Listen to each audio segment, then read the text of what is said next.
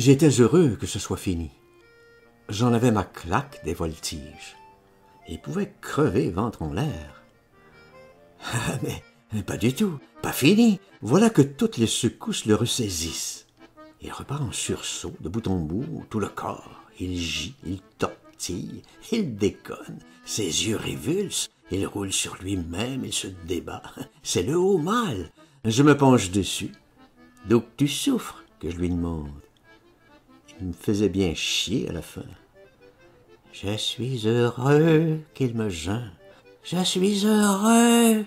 C'est Goa, je l'ai. La tête de cochon. Où que tu l'as, cocotte, où que tu l'as? Je voulais rire. Dans le tronc, imbécile, dans le tronc. Je me rapproche. Je me baisse là, sur lui, là, tout contre ses poils, le nez dessus. Je veux voir le Goa sous ses os. Si ça se voit peut-être. Je vois rien du tout. Il trémoussait seulement toujours de plus en plus farouchement. Alors ça va que je conclus. Je voulais plus du tout discuter. Très bien, c'est un succès, Sosthène, bravo, bravo, mon cher maître. Il se reconvulse alors horrible, encore 10 fois davantage. Je l'ai remis, qu'on dirait, en ardeur, juste avec mon petit compliment. Il se convulse, révulse, courbé arrière, tellement contorsionné de force qu'il forme comme un vrai O de tout le corps. Il se rattrape les pieds dans la bouche comme ça, par l'arrière, et il se mord les talons. C'est affreux. Vous dire l'extraordinaire souplesse, la contorsion qu'il arrive. Je pousse alors un cri d'enthousiasme. Je veux l'embrasser. Il se mord les orteils d'un coup de rein, il rejaillit tout debout. Voilà comme il est. Et la tronche alors, le sourire, cette extase, comme il est heureux. Mon cher petit, qu'il m'appelle, comme il est content. Et puis il me chuchote confidence. Il n'est pas encore habitué. Chut, ne me cogne pas surtout. Je l'ai dans le ventre. Fais attention. Il me prévient. La moindre bêtise, un mot de travers, un mot de trop, vlof, il s'envole. Le moindre à-coup, il reprend l'air et c'est fini. Nous ne l'avons plus.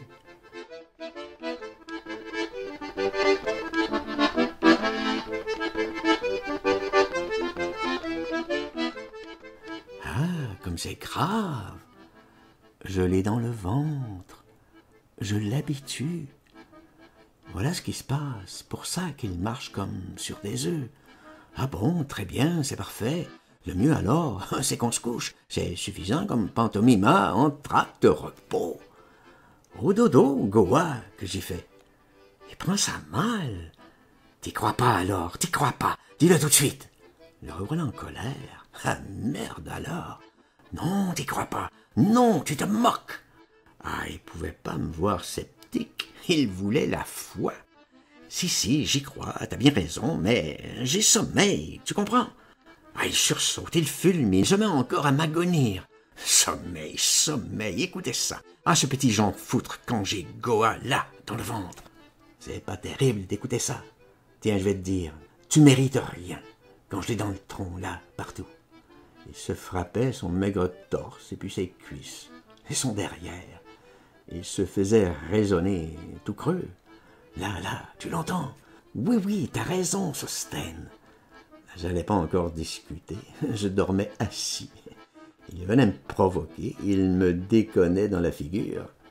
Je l'ai déjà eu à Bénarès, tu m'entends? Je l'ai déjà eu.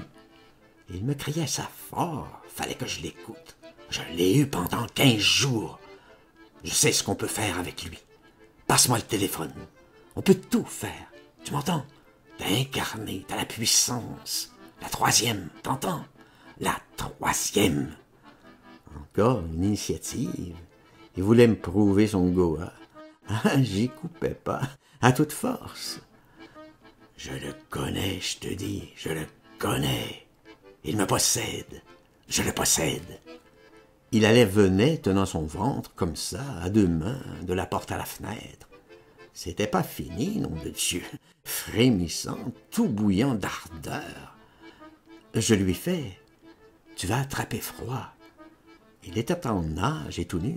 « Passe-moi l'appareil, passe-moi l'appareil ». Il avec ça dans la tête, je lui passe l'appareil. Qui sait quel plus fort à Londres, qu'il me demande alors à brûle-pourpoint. Il m'interloque.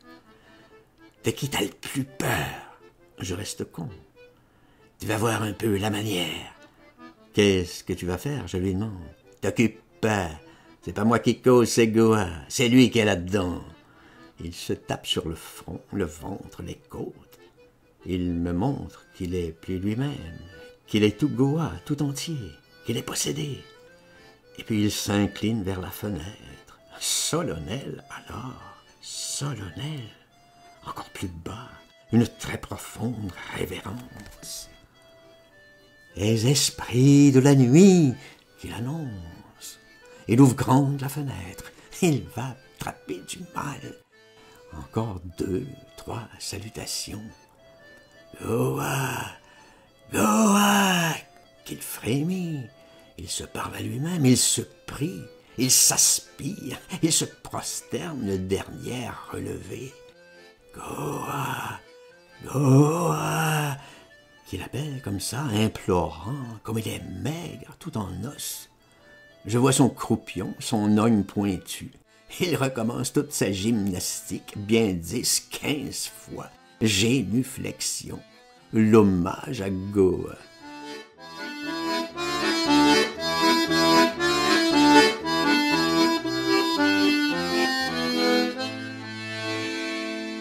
Ah, ça va, il se remet tout debout, paré, radieux, gonflé à bloc, tout vibrant d'effluves et de foie. La foi bramine. Au téléphone, Clampin, vas-y, passe-moi le cornet. Maintenant, il est sûr de lui-même, ça va barder. T'as trouvé l'ours qui me demande. Il est impatient. Je vois pas à qui il peut faire peur, surtout comme ça, par téléphone. Que je lui jette le sort Mourvidias. T'entends bien? C'est le pire. Ça te trouve n'importe où. Qui tu veux que je provoque? Tu n'as pas dit personne encore. Tiens, tu iras la voir dans 8 jours, la gueule de ton niax.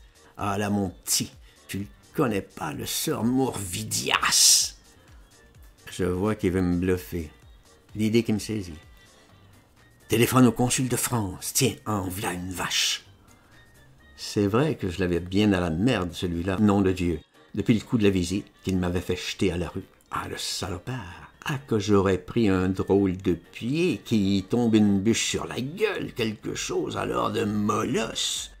Ah, que je la vois, la magie, que ça le décarpille, nom de foutre, un consul de France. Passe-moi l'annuaire, polisson, tu vas voir un peu ton coco, comment que je vais l'arranger. Tu iras le voir un peu dans 8 jours, ton consul de France. T'as pas idée du mauvais sort, que c'est ce que j'y envoie par Goa. Mais faut profiter. Hop là là, l'effluve à Goa, et le bout de bourrin, rien. On cherche tous les deux le numéro, on trifouille l'annuaire.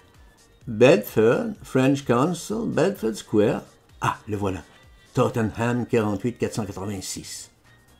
Demande-le, toi, demande. Il n'y arrivait pas. 484, je l'aide. Voilà le consulat, je lui repasse le cornet. Je veux parler au consul de France, au consul lui-même. Autoritaire, sans réplique. Ça cafouille au bout du fil. Quelqu'un qui bégait. Qu'est-ce que c'est? Ah, il enrage immédiatement. Ah, il peut pas supporter, il empoigne le truc. Vous m'entendez? Consul de France. Monsieur le consul est couché. Voilà ce qu'il répond. Couché, couché. Vite qu'on le réveille, c'est le président au téléphone. Vous entendez? Le président. Ici, Raymond Poincaré. Allez, ousse, dépêchez-vous. Voilà comme il cause.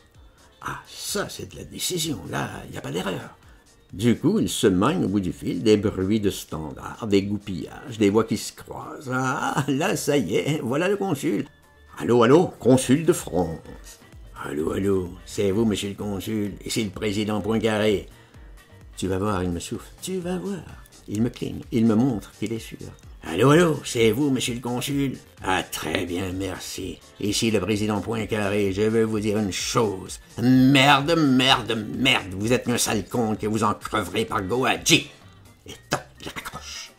Ah, si ça l'exalte, il jubile, il gambille, il saute de joie, rigodonne à poil comme ça, le tout loustique autour du tapis, la gigue de victoire bramine. Voilà comme il est.